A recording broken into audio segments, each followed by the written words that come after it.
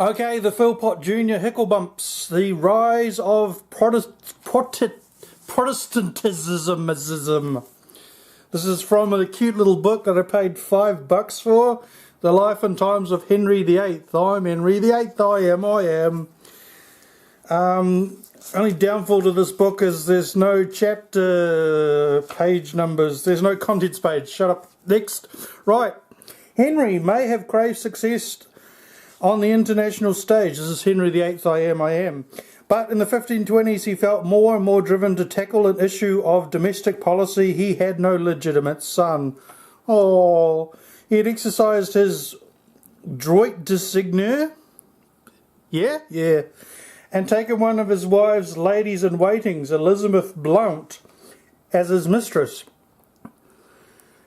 And she had borne him a son in 1519. Of Catherine's repeated pregnancies, only one child had survived. Mary, born in 1516. Finally, Catherine ceased to conceive. There was some attempt to keep hope alive by medical means, but to no avail. Medical means, that would have been worms and maggots and stuff like that. Yeah, cool. Henry could be cruel and by any reasonable standards unprincipled, but he was no Machiavellian cynic.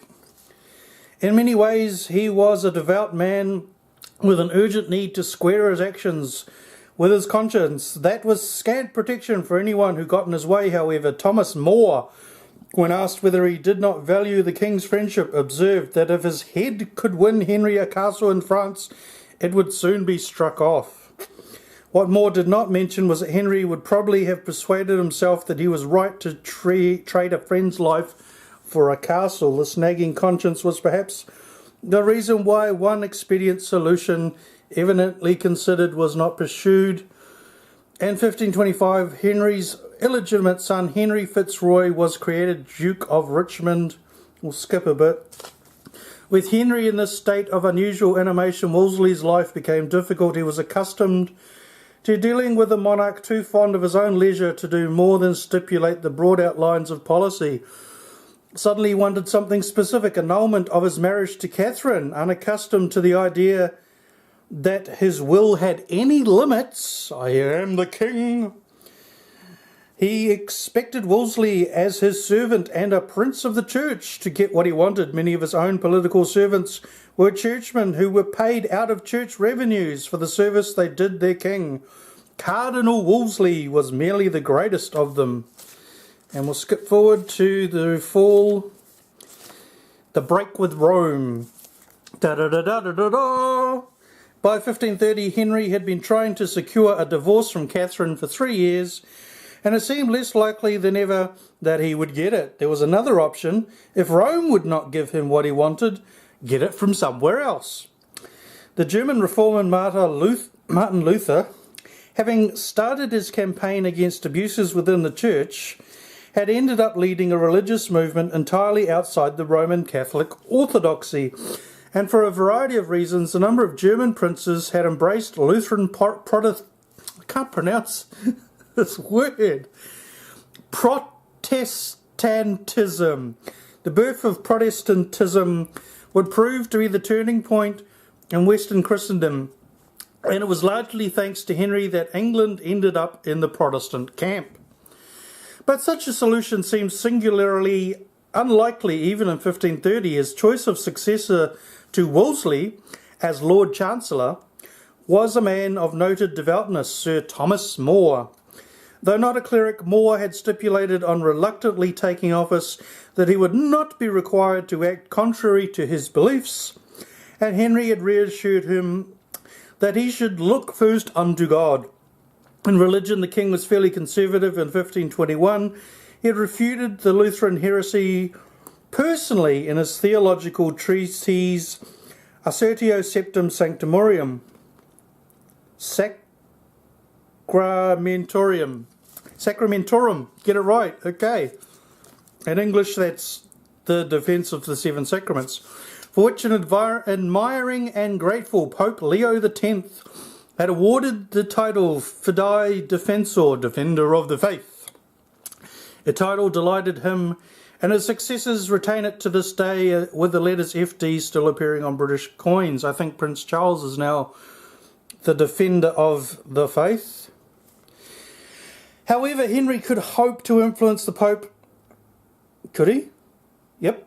Could hope to influence the Pope by putting pressure on the Church in England. While there was scant support for Protestantism as such, there was considerable unfocused resentment of the clergy's wealth, power and privileges. The Church owned a third of the country, and even so it levied tithes on every parish, along with other fees. Clergy were not even subject to the royal law courts, but were tried separately. Imagine the cost of going to church, and it still costs. Yeah, okay. Debate over. In the Parliament summoned in 1529, which would come to be known as the Reformation Parliament, there was sufficient anti-clerical feeling for Henry to direct it to his advantage. Parliament had started by raising questions about activities of the clergy that were incompatible with their religious duties, and by the end of 1530, Henry was putting increased pressure on the Church by reviving an obscure legal practice and issuing a writ of praemunire. Is that right? Praemunire. Against a group of clerics. That was almost an Irish accent then. Oyer. It was a semi-defunct procedure for prosecuting clergy who had allowed their loyalty to the Church to interfere with their loyalty they owed to their king. The law was so vague that Henry could wield it as he wished. Sensing an opportunity, he extended the writ to cover the whole of the English Church. And in January 1531, the clergy pleaded guilty and suffered a hefty fine. The convocations of Canterbury and York paid £100,000 and £18,000 respectively. Henry's attack on the church came to be coordinated by the man who replaced Wolsey, Thomas Cromwell. That was a full stop. Sorry, start. New sentence. Thomas Cromwell was another commoner, and as such resented by a faction of the aristocratic old guard. He had a background in international trade, which he left to join Wolsey's household in 1520. There he served an apprenticeship in government, and after Wolsey's fall from office in 1529, had himself elected to Parliament in the same year. Pardon me. From there he joined the Privy Council in 1531, and over the next few years established himself as the King's First Minister. He was instrumental in radically extending the challenge to the Church in Parliament's supplication, which he made to Henry in 1532, and that challenge was duly passed on to convocation. The Church's Parliament required them to submit all new laws for the King's approval, and I'll skip forward a bit. Anne Boleyn. Anne Boleyn had appeared in public in 1532 virtually as the Queen, and had been raised to the peerage in her own right as Marquis of Pembroke. For probably in December 1532 she conceived. Now Henry had to act fast, since the child would have to be legitimate, or it would have been in vain. On January the 25th, 1533, he and Anne were married secretly in Whitehall, the palace which Henry had wrested from Wolsey. In April, Catherine had advised that she was no longer the Queen, but merely the Princess Dowager. The following month, Cranmer convened a secret court at Dunstable to consider Henry's marriage to Catherine. After 4 hearings, Cranmer pronounced it annulled, and soon afterwards declared the marriage to Anne valid. Next page. The die was cast. The Pope ordered Henry to take Catherine back on pain of excommunication. Henry set about consolidating his position with a series of acts of Parliament driven through by the loyal Cromwell, who had made himself the most powerful man in Parliament, which established the monarch's absolute authority in matters temporal and spiritual. Meanwhile, astrologers confidently predicted that Anne would be delivered of a boy. The Act of Succession, which became law in 1534, bastardized Princess Mary and ruled that only Anne's children could inherit the crown on the 7th of September 1533 and gave birth to a girl, the Princess Elizabeth.